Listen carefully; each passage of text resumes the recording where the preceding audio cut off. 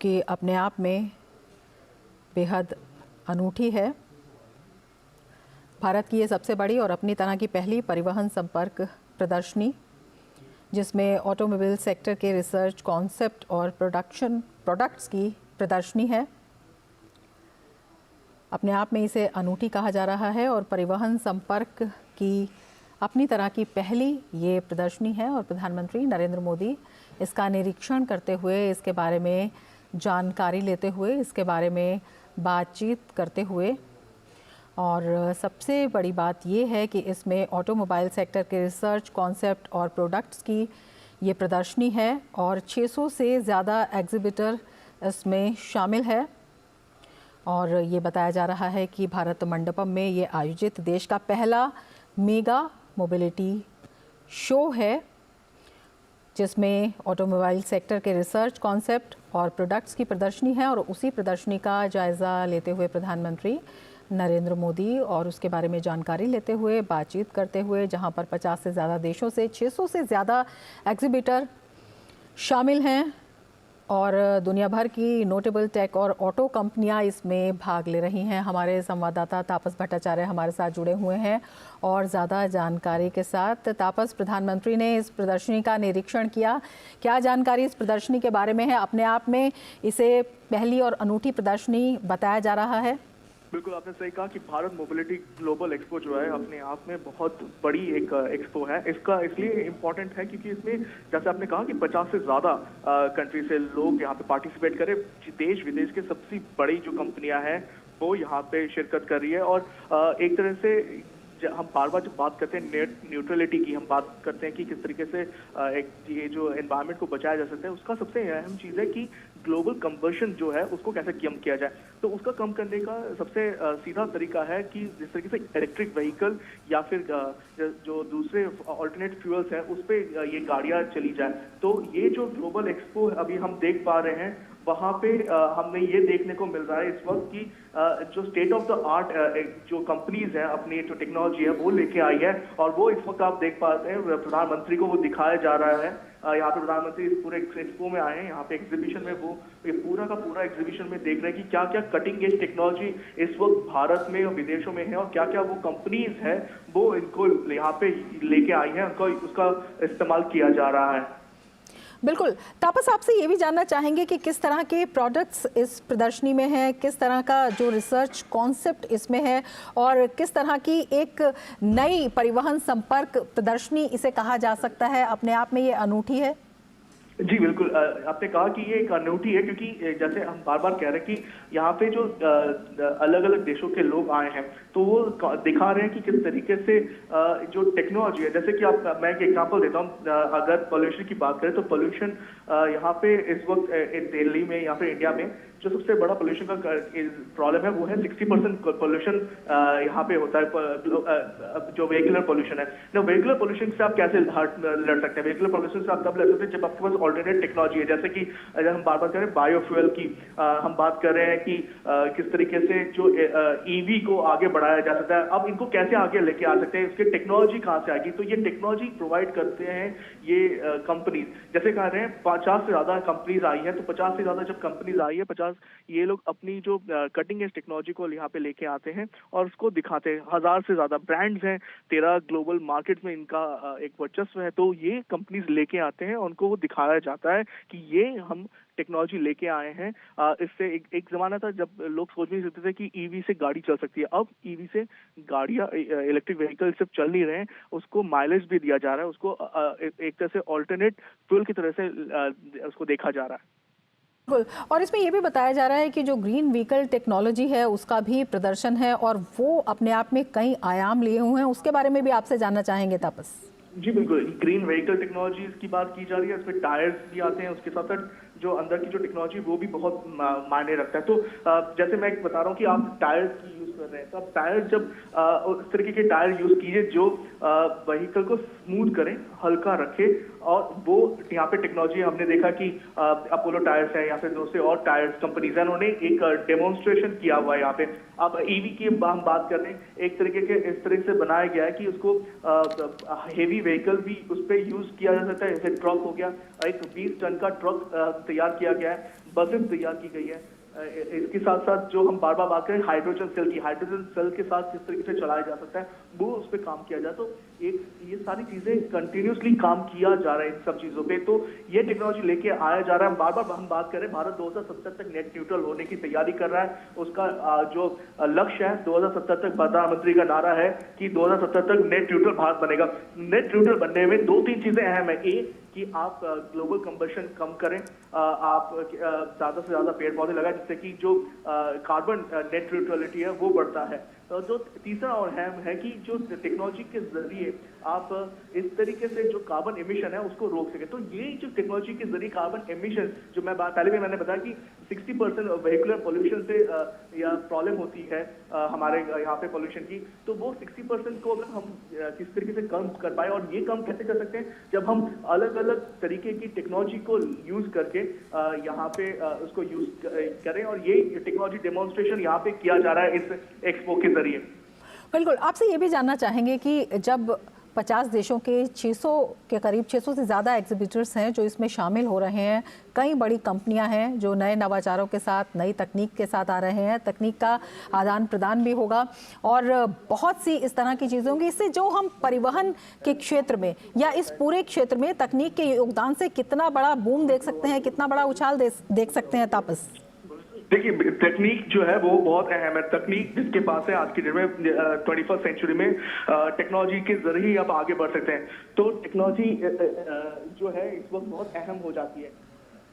दूसरी चीज मैं ये बताना चाहता हूँ, अभी मैं आपको बताना चाहता हूँ कि जिस तरीके से कार कंपनीज अपने आप को मैन्युफैक्चरिंग कर रही है, जिस तरीके से तैयारी कर रही है, हमने देखा कि अभी कुछ समय पहले एक इंडिया की कंपनी वो बाहर गई, उन्होंने FIA यानी फेडरेशन ऑफ इंटरनेशनल ऑटोमोबाइल की जो अवार्ड होता है उसको लगातार 2 बार उसको अवार्ड को जीता। तो ये चीज ये भी दिखा रहा है कि इंडियन कंपनी भी उतनी सक्षम है। टेक्नोलॉजी अब हम लोग यहाँ पे डेवलप भी कर रहे हैं, उसको मैन्युफैक्चरिंग भी कर रहे हैं, उसको टेक्नोलॉजी डेमोन्स्ट्रेटर से आगे लेके गए हैं। एक आपको शायद याद होगा जब पहली बार जब ईवीज आई थी तो उनका बोला जा रहा था कि वो महंगी है, बल्कि है, उसका जो माइलेज है वो ज्यादा नहीं है। लेकिन आज की डेट में हम देख पा रहे हैं कि देश विदेश के लोग यहाँ पे भारत में आके मैन्युफैक्चरिंग करना चाहते हैं, उनको वो प्रोवाइड कर रहे हैं, वो टेक्नोलॉजी दे रहे हैं, क्योंकि ऑलरेडी आपके पास है, आपके पास ताकत है, तो लोग आपके पास और जुड़ना चाहेंगे। और आज भारत एक तरह से जो एक विकसित देश के आगे जो रूपरेखा से आगे जा रहा है, तो लोग उसको पहचान पा रहे हैं। प्रधानमंत्री नरेंद्र मोदी के जो लीडरशिप में आगे बढ़ रहा है भारत, उसको लोग देख पा रहे हैं और उनके साथ जुड़ना चाह रहे हैं, क्योंकि लीडरशिप प्रोवाइड किया जा रहा है। और प्रधानमंत्री के नेतृत्व में जिस तरीके से भारत ने पूरे विश्व को लीडरशिप प्रोवाइड की, खासतौर से लाइफ मिशन के जरिए, उसके साथ जिस तरीके से बताया कि सस्टेनेबिलिटी इंपॉर्टेंट है, तो ये चीज जो है जो बहुत से लोगों को नहीं पता, और विदेशों से लोग इसलिए ज्यादा आ रहे हैं। टेक्नोलॉजी ट्रांसफर की आप बात करें, टेक्नोलॉजी ट्रांसफर एक जमाना था जब लोग नहीं देना चाहते थे, और आज की डेट में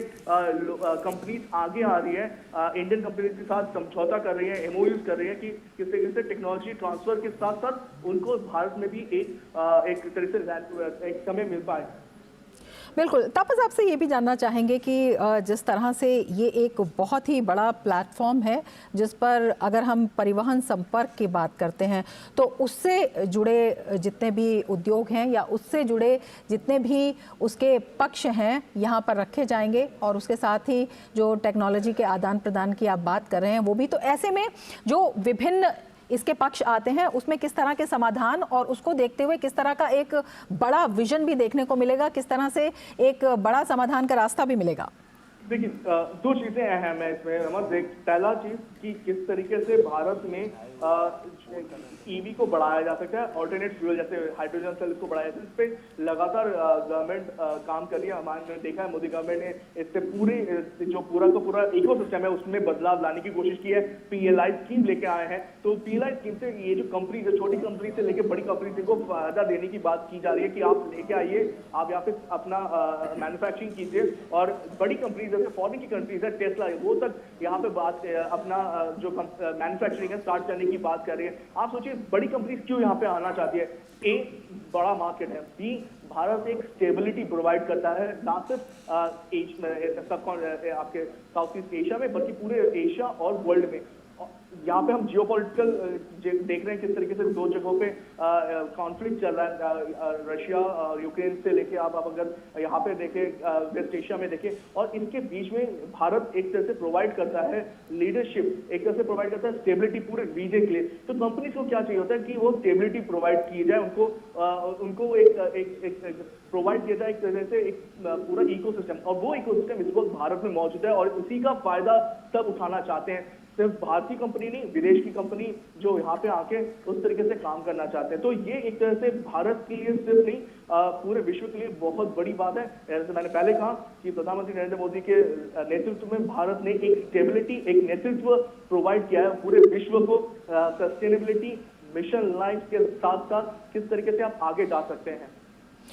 इसके साथ ही अगर हम मोटर वाहन उद्योग की बात करते हैं और जिस तरह से ये पूरा एक सेक्टर है, इसमें भारत की जो क्षमताएं हैं उनका प्रदर्शन और उनसे एक आपको लगता है कि एक नेतृत्व की एक राह भी निकलती हुई दिखाई देती है? जी बिल्कुल। जो बाबा मोबिलिटी की बात करें, मोबिलिटी सिर्फ एक चीज में नहीं, मोबिलिटी है कनेक्टिविटी। जब प्रधानमंत्री ने गति शक्ति की बात की, उसके साथ साथ ये मोबिलिटी आती है। हम यहाँ पे बाइक देखते हैं, टू व्हीलर्स देख पाते हैं जो ईवी में चलते हैं बहुत ज्यादा पावर के साथ। हम यहाँ पे गाड़ियां देख पाते हैं जो 4 व्हीलर कार्स, जो एक जमाने में कहा जाता था कि हेवी जो सीडान कार या फिर हेवी कार्स नहीं बनाई जाती थी, वो टेक्नोलॉजी लेके आए हैं, वो मोबिलिटी के साथ लेके आए हैं। और इस तरीके से कि 600 किलोमीटर 700 किलोमीटर एक चार्ज में आप जा सकते हैं। तो उससे क्या फायदा होता है कि आपको एक प्रोवाइड किया जाता है ऑल्टरनेटिव। हाइड्रोजन फ्यूल की बात करें, ये विश्व में बहुत ही कम ऐसे देश हैं जो हाइड्रोजन फ्यूल पे काम कर रहे हैं। और ये वो रीजन है कि हम देख पा रहे हैं कि यहाँ पे लोग आ रहे हैं और भारत में एक तरह से इन्वेस्टमेंट को बढ़ावा इसी पे दिया जा रहा है। अदरवाइज अगर आप सोचिए आज से 10 साल पहले कौन सोच सकता था कि हमारे देश में इस तरीके से ईवी का एक्सप्लोजन होगा, एक इलेक्ट्रिक व्हीकल पे इतना ज्यादा काम होगा या फिर हाइड्रोजन सेल पे इतना काम होगा। किसी ने सोचा था? नहीं। लेकिन अब वो इकोसिस्टम तैयार किया जा रहा है, वो उस तरीके से लोगों को प्रोत्साहित किया जा रहा है कि आप आइए, आप यहाँ पे निवेश कीजिए। और सिर्फ निवेश नहीं, टेक्नोलॉजी के ट्रांसफर के साथ टेक्नोलॉजी को आगे बढ़ाइए। तो वो चीजें यहाँ पे देश में अब हो रही है। वो एक पूरा माइंडसेट चेंज हो रहा है। वही माइंडसेट चेंज होना सबसे बड़ी बात थी। पूरे 10 साल में अगर हम बात करें तो ये माइंडसेट चेंज सबसे अहम भूमिका निभाया है। तब सबसे ये भी जानना चाहेंगे कि जो इसमें इस पूरे क्षेत्र के प्रोडक्ट्स तो हैं ही, इसमें रिसर्च कॉन्सेप्ट की भी ये एक बड़ी प्रदर्शनी है। तो किस किस तरह के रिसर्च कॉन्सेप्ट और ये जो कॉन्सेप्ट्स हैं इस क्षेत्र में भारत की क्षमता को बढ़ाने में और जिस तरह से हम एक विजन की बात कर रहे हैं उसे आगे बढ़ाने में योगदान होगा, और इससे कितना फ़ायदा जो है सभी पक्षों को भी मिलता हुआ दिखाई देता है? जी देखिए, रिसर्च बहुत इंपॉर्टेंट है। हर जगह पे आप बात करें तो हमेशा देखेंगे कोई भी अगर कंपनी को अगर कटिंग एज टेक्नोलॉजी मिलती है वो तभी मिलती है जब वो रिसर्च आगे बढ़ाते हैं। आप इसी को मैं लेके जाता हूँ। अगर पिछले 10 सालों में हम देखें देश में सबसे ज्यादा रिसर्च पेपर दिए गए हैं, फिर सबसे ज्यादा कटिंग एज टेक्नोलॉजी पे रिसर्च अनुसंधान किया गया है। पहले क्या होता था कि बाहर जाते थे लोग, वो वहां पे करते थे और वो भी पेटेंट वहां के विदेश में हो जाता था। ब्रेन ड्रेन जो कहते थे हम, अब वो नहीं है। अब ब्रेन गेन हो रहा है, देश में लोग आ रहे हैं, देश में लोग आके इसको आगे बढ़ा रहे हैं और उसी का नतीजा हम देख पा रहे हैं कि ये जिस तरीके से नए लिखे जा रहे हैं, पेपर्स लिखे जा रहे हैं, रिसर्च पेपर लिखे जा रहे हैं। और रिसर्च पेपर्स जब लिखे जाते हैं उसको आगे लेके जाते हैं, उस पर शोध होता है और शोध के साथ साथ हम देख पाते हैं कि उसमें नई कटिंग एज टेक्नोलॉजी तैयार की जाती है। एक एग्जाम्पल देता हूँ कि जैसे मेरे सामने एक बस है जो कि हाइड्रोजन फ्यूल पे चल सकती है। अब हाइड्रोजन फ्यूल पे जब आप बस चलाते हैं तो उसका 2 फायदे हैं। ए, आपका रेगुलर पॉल्यूशन ना के बराबर होता है। दूसरा, आपकी जो कॉस्ट है, अगर आप उसको बड़े लेवल पे मैन्युफैक्चरिंग करते हैं तो उसकी आपकी कॉस्टिंग भी नीचे आ जाती है। तो ये जो चीजें मेरे टेक्नोलॉजिकल डेमोन्स्ट्रेटर आपके सामने दिखाई दे रहा है, आपको बताया जा रहा है कि ये हमारे पास टेक्नोलॉजी है। और ये टेक्नोलॉजी कैसे आई? वो टेक्नोलॉजी तभी आई ना जब किसी ने इस पर रिसर्च किया है कि हाइड्रोजन सेल को किस तरीके से इसको मैन्युफैक्चरिंग में या फिर ऑटोमोबाइल सेक्टर में इसको यूज किया जा सकता है। और ये बहुत अहम हो जाता है। जब तक आप रिसर्च नहीं करें करेंगे, जब तक आपका वो दिमाग में वो थॉट प्रोसेस नहीं आएगा तब तक नहीं होगा। प्रधानमंत्री बार बार इस बात पे अहम जोर देते हैं। अभी परीक्षा के चर्चा पे भी उन्होंने कहा, उन्होंने साइंटिस्ट से भी जब मिलते हैं उन्होंने ये कहते हैं कि लोगों को अपनी जो पहले एक होता था अपने एक साइलोज में काम करने की आदत थी लोगों को, साइंटिस्ट को या फिर मैन्युफैक्चरर्स लोगों को। अब उन्होंने कहा कि आप आगे आइए, आप सोचिए कि कॉमन मैन को आप कैसे मदद कर सकते हैं। तो जो एक कॉमन मैन है उसके लिए ये तैयार किया जाता है, उसको सोच बैठाई जाती है कि, और ये जो सोच मैं बार बार कह रहा हूँ, सोच में बदलाव जो है वो ये 10 सालों में हुआ है, और ये सोच में बदलाव जो है वो भारत की सबसे बड़ी ताकत है। अगर भारत को विकसित देश बनना है 2047 तक, तो ये सोच को आगे लेके जाके ही क्या काम किया जाता है, और यही काम इस वक्त किया जा रहा है। बिल्कुल, अगर नहीं तापस, विकसित देश तो भारत को बनना ही है। इसी देश में तमाम कदम भी इसी दिशा में उठाए जा रहे हैं। आपसे ये भी जानना चाहेंगे, अगर हम इस कार्यक्रम की बात करते हैं कि इसमें 13 से अधिक वैश्विक बाजारों के 1000 से अधिक ब्रांड्स जो हैं वो अपने उत्पादों, अपनी जो प्रौद्योगिकी है और अपनी सेवाओं की एक पूरी श्रृंखला का प्रदर्शन कर रहे हैं। तो जब हम परिवहन संपर्क की बात करते हैं तो कितना बड़ा स्पेक्ट्रम इस दिशा में खुलता हुआ दिखाई देता है। मैं आपको ये बताना चाहूंगा, यहाँ पे आप टू व्हीलर ले लीजिए, टू व्हीलर ईवी सेक्टर ले लीजिए, टू व्हीलर अगर नॉर्मल जो जिस तरीके से होता है कंबशन इंजन का वो ले लीजिए, उसके साथ साथ आप फोर व्हीलर ले लीजिए। फोर व्हीलर के जितने भी सेगमेंट है वो आप ले लीजिए, वो सारे सेगमेंट यहाँ पे हैं। फोर व्हीलर के साथ साथ आप चले जाइए हेवी ड्यूटी व्हीकल, उसके बीच में इंटरमीडिएट व्हीकल जो थे वो सारे भी यहाँ पे हैं। वो क्यों यहाँ पे लेके आएंगे कि दिखाना चाह रहे हैं कि किस तरीके से देश में ये सारी चीजें बनाई जा रही है, सिर्फ बनाई नहीं जा रही है, वो उत्कृष्ट एक तरह से दिया जाता है कि ये है world class make in India का एग्जाम्पल। क्यों बार बार कह रहे हैं world class make in India? क्योंकि मेक इन इंडिया जो है वो पूरे विश्व को अब चलाने वाला है। प्रधानमंत्री का नारा था आज से 10 साल पहले कि मेक इन इंडिया जो है वो हम लोगों का मेजर कंपोनेंट होना चाहिए, और आज देखिए उसका ही हम लोगों को फायदा मिल रहा है। पूरा विश्व इस वक्त भारत की तरफ आ रहा है। जैसे मैंने कहा, टू व्हीलर से लेके आप कोई भी टू व्हीलर सेगमेंट में कोई भी चले जाइए, फोर व्हीलर सेगमेंट में चले जाइए, सेडान गाड़ियों से लेके आप ईवी गाड़ियों में आ जाइए, उनमें आप जिस तरीके की भी टेक्नोलॉजी डेमोन्स्ट्रेटर दे सकते हैं, कोई भी ले सकते हैं, उनको लीजिए। या फिर आप अभी एक इंटरेस्टिंग चीज देखने को मिली थी मुझे, जो है एक 20 टन का इलेक्ट्रिक व्हीकल का ट्रक। आप सोचिए, ट्रक एक जमाने में अब जो सबसे ज्यादा लोगों को टेंशन थी कि ट्रक को में कैसे ईवी चल सकता है, अब यहाँ पे टेक्नोलॉजी डेमोन्स्ट्रेशन दिखा रहा है। 20 टन का ट्रक आपको आप उसमें ढोने की काबिलियत है, वो आपको एक जगह से दूसरी जगह लेके जाया जा सकता है। और आप सोचिए कितनी बड़ी बात है उसको। अच्छा, अब जब ट्रक आप चला रहे हैं तो ट्रक की टायर्स जो है, क्योंकि जितने टायर्स हेवी होंगे उतना उसको उसकी एनर्जी में खपत होगी। तो अब जो टायर मैन्युफैक्चरिंग कंपनी है वो कोशिश कर रहे हैं कि किस तरीके से जो टायर्स है वो उसको चेंज किया जाए, उसके जो टेक्नोलॉजी उसमें चेंज किया जाए, जिससे कि वो स्मूथ हो और हल्की हो। और ये आज यहाँ पे देखा जा सकता है। तो आप किसी भी जैसे मैं कह रहा हूँ, छोटे से छोटे चीज से लेकर बड़े से बड़ी चीजों तक ये पूरा का पूरा ये जो एक्सपो है ये आपको वन एंड सॉल्यूशन दे सकता है इस पे। बिल्कुल, और इन्हीं सॉल्यूशंस की दिशा में अगर इस कार्यक्रम की बात करते हैं तो इसमें यह भी बताया गया है कि अलग अलग जो सत्र हैं वो इसमें आयोजित किए जाएंगे। वो किस तरह के सत्र होंगे, किस तरह से उसमें जो क्षेत्रीय स्तर है, राज्य स्तर है, उसमें पार्टिसिपेशन होगा, और उसका जो है क्या कुछ परिणाम है, वो जो अनुमान लगाया जा रहा है वो भी हम चाहेंगे कि आप बताएं तापस। देखिए, अलग अलग जैसे आपने सत्रों की बात की है, स्टेट गवर्नमेंट, स्टेट गवर्नमेंट की है, फिर कंपनीज, प्राइवेट कंपनीज का सत्रों में, इनमें चीजें क्या होती है कि किस तरीके से जो पूरा इकोसिस्टम है उसमें बदलाव लाया जा सकता है। कुछ स्टेट में ज्यादा है इकोसिस्टम, कुछ स्टेट में उसका जो कॉन्फ़िगरेशन है वो थोड़ा कम है, उसको किस तरीके से उसमें काम किया जा सकता है, किस तरीके से देश में वो परिवर्तन लाया जाए, वो इन सत्रों में काम किया जाएगा। अब जैसे टू व्हीलर सेगमेंट है, टू व्हीलर सेगमेंट की अपनी दिक्कतें हैं। टू व्हीलर सेगमेंट में जो ईवी है उनकी अपनी दिक्कत है, उसके जो नॉर्मल जो व्हीकल्स है टू व्हीलर के, जैसे बाइक हो गया या फिर स्कूटी हो गया, उनकी अलग दिक्कत है। तो वो इन सब सत्रों में बैठ के डिस्कशन किया जाती है।